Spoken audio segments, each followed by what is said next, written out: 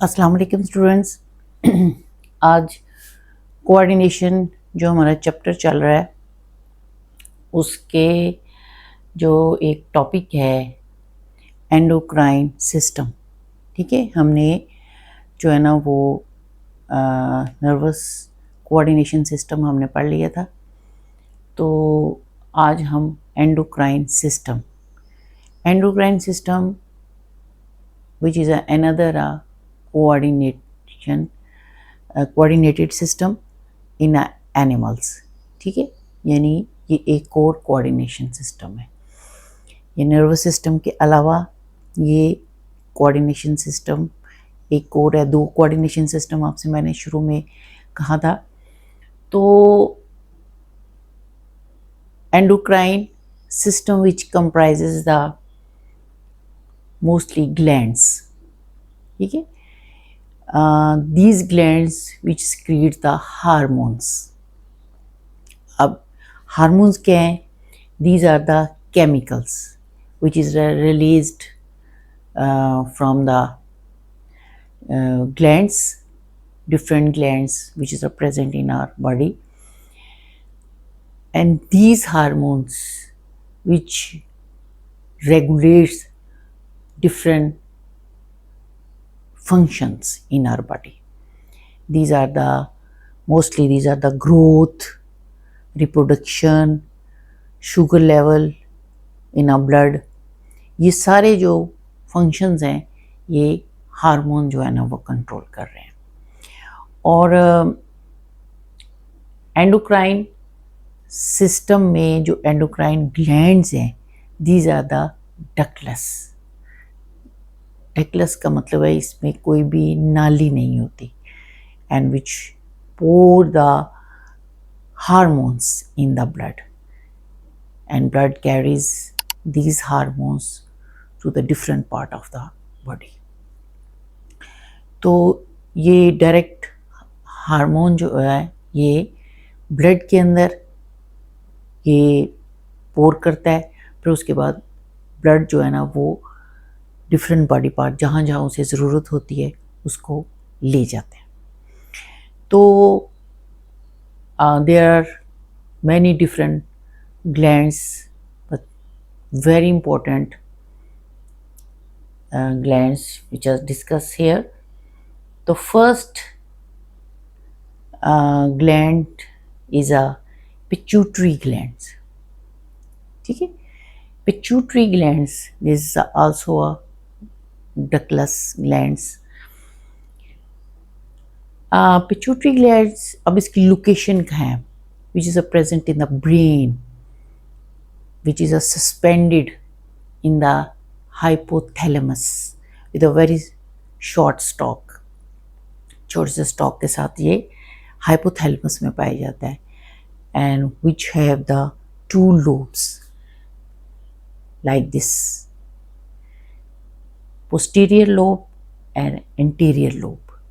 Two lobes होते हैं, ठीक है, और दोनों लोब जो हैं लैदा हार्मोन सिक्रीट करते हैं। ठीक है, अब जो एंटीरियर लोब है उसको हम पहले देखते हैं कि ये कौन कौन से हार्मोन सिक्रीट करता है। तो पहला जो हार्मोन सिक्रीट करता है वो है growth hormone, GH, growth hormone. Growth hormone जो है ये which control the growth of tissues, muscles and bones। ये इन सब की ग्रोथ को कंट्रोल करता है। और अगर ये इंक्रीज कर जाए देन नॉर्मल लेवल में, अगर नॉर्मल से ज़्यादा इंक्रीज कर जाए तब क्या होता है कि एक कंडीशन होती है विच इज़ अ जिजेंटिज्म। जिजेंटिज्म का मतलब है कि नॉर्मल से बढ़ के उसका कद बढ़ जाता है, यानी नॉर्मल से हट के उसका कद बढ़ जाता है। अगर एक नॉर्मल इंसान जो है ना वो 5'4" या 5'5" या 5'9" तक है, तो उसका जो हाइट है वो 11 तक 10 तक पहुंच जाता है, यानी which increase their height, increase their weight than normal level, तो नॉर्मल से हट जाएगा, जिसे जिजेंटिज्म कहते हैं। And if the secretion of this growth hormones which is reduced, then this condition is caused the dwarfism। इसमें ये होता है कि अगर कम हो जाए तब वो कद छोटा रह जाता है, बहुत ज़्यादा छोटा रह जाना, और नॉर्मल से हट के अगर ये जो ग्रोथ हार्मोन अपनी लेवल से कम सिक्रेट करे। ठीक है, ये दो कंडीशंस आ जाती हैं, या तो बहुत कद बढ़ जाता है या बहुत छोटा रह जाता है।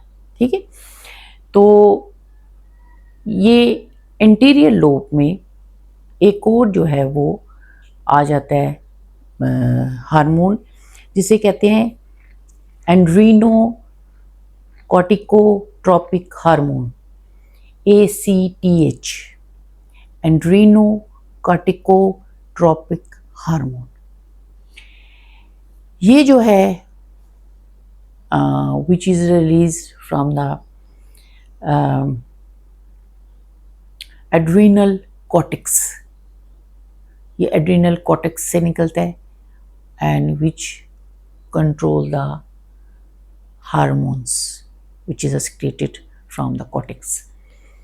इसके बाद जो एक और इंटीरियर हार्मोन जो है ना वो सिक्रीट करता है, वो थायराइड स्टिमुलेटिंग हार्मोन।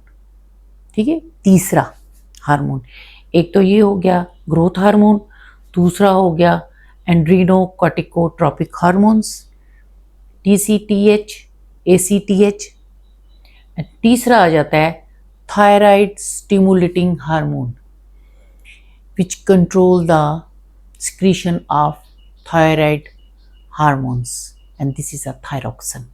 अब आपको इसके बारे में अगर नहीं पता तो हम ये कि ये हमारे ये यहाँ पे पाया जाता है नेक रीजन में।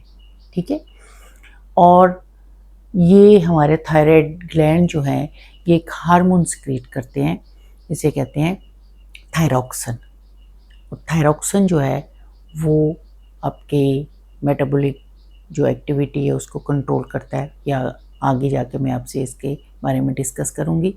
तो थायराइड स्टिमुलेटिंग हार्मोन ये पिट्यूटरी ग्लैंड जो है ना वो सिक्रीट कर रहे हैं। उसके बाद है लेंटिनाइजिंग हार्मोन, एक और चौथा। ठीक है, फोर्थ जो है वो लेंटिनाइजिंग हार्मोन, ये जो है ये जो हार्मोन है ये जो है ना ज़्यादातर बहुत सारे सिस्टम को ये कंट्रोल कर रहा है। अदर जो है ना जो इम्पोर्टेंट सिस्टम्स होते हैं उसमें हार्मोन की सिक्रीशंस जो होती है वो बहुत सारे सिस्टम को इसको कंट्रोल कर रहा होता है। इसके अलावा FSH, ये इसमें ही जो है ना लेंटिनाइजिंग हार्मोन जो है ना मोस्टली जो है which is mostly control the reproductive system, यानी कि there is releasing of eggs from the ovary. ठीक है, इसमें जो ओवरी में से एग्स रिलीज होते हैं उसको कंट्रोल करता है, and in a man there releasing of sperm in the testis. तो जो इसके साथ ही FSH फॉलिकल स्टिमुलेटिंग हार्मोन ये कंट्रोल कर रहा है, ये भी रिप्रोडक्शन सिस्टम में ही तमाम जो है फंक्शंस को कंट्रोल करता है, यानी ये दोनों का मोस्टली रिप्रोडक्टिव सिस्टम के अंदर जो है ना ये काम होता है। ठीक है, तो ये तो हो गए हमारे एंटीरियर लोब के जो है वो हार्मोन्स, एंड पोस्टीरियर लोब जो कि ये वाला हमारा लोब है। ठीक है, यानी इसमें 6 किस्म के हार्मोन जो है ना वो सिक्रीट हो रहे हैं। एक तो है ग्रोथ हार्मोन, दूसरा जो है ACTH एंड्रीनो कॉर्टिकोट्रोपिक हार्मोन्स। ठीक है, तीसरा है इसमें TSH थायराइड स्टिमुलेटिंग हार्मोन, चौथा है लेंटोनाइजिंग हार्मोन एंड पांचवा है FSH फोलिकल स्टिमुलेटिंग हार्मोन। ठीक है, ये 5 बनते हैं। 5 ये which is ah secreted from anterior lobe. इसके बाद पोस्टीरियर लोब कौन से जो है ना वो हार्मोन सक्रीट करता है, ये है एंटी डायरेटिंग हार्मोन, ये ADH anti diuretic hormones which control the secretion, reabsorption, which control the reabsorption of the water from the nephrons in a kidney। ठीक है, यानी रीएब्सॉर्प्शन को कंट्रोल कर रहे हैं। और उसके बाद आ जाता है दूसरा जो हार्मोन वो जो सक्रीट कर रहा है वो है ऑक्सीटोसिन।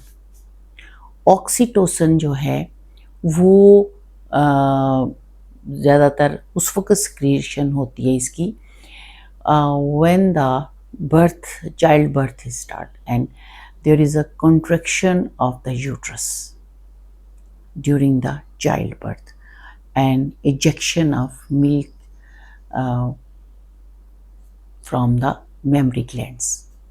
ठीक है, तो ये जब यूट्रस कॉन्ट्रैक्ट करता है चाइल्ड बर्थ के दौरान, ये उसको कंट्रोल कर रहा होता है। ठीक है, तो ये है हमारा टोटल अभी हमने सारे नहीं बताए, अभी सिर्फ हम पिट्यूटरी ग्लैंड्स पहला जो है जो पिट्यूटरी ग्लैंड्स के बारे में हमने बताया। अभी बहुत सारे हार्मोन्स आगे भी हैं, ग्लैंड्स हैं जो कि हम उनको डिस्कस करेंगे, लेकिन आज हमारा जो टॉपिक था वो था एंडोक्राइन सिस्टम। ठीक है, विच release the and this endocrine system which is consist of many endocrine glands and these endocrine glands these are the ductless। ठीक, यानी इसकी कोई नाली नहीं होती, इसे डक्टलस कहते हैं। इसके अलावा एक और ग्लैंड्स भी हैं, this is called the exocrine. अब एक्सोक्राइन क्या है, दीज आर द डक्टेड, ये डक्टेड होते हैं। और इसमें ज़्यादातर जो एग्जांपल आ जाती है वो आ जाती है हमारा जो बाइल डक्ट।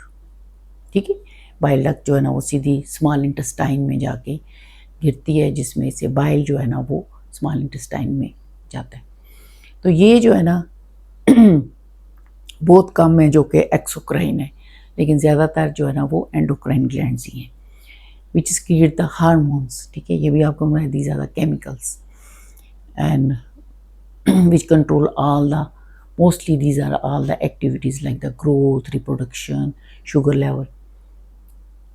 और पहला हमने जो डिस्कस किया है वो है पिट्यूटरी ग्लैंड।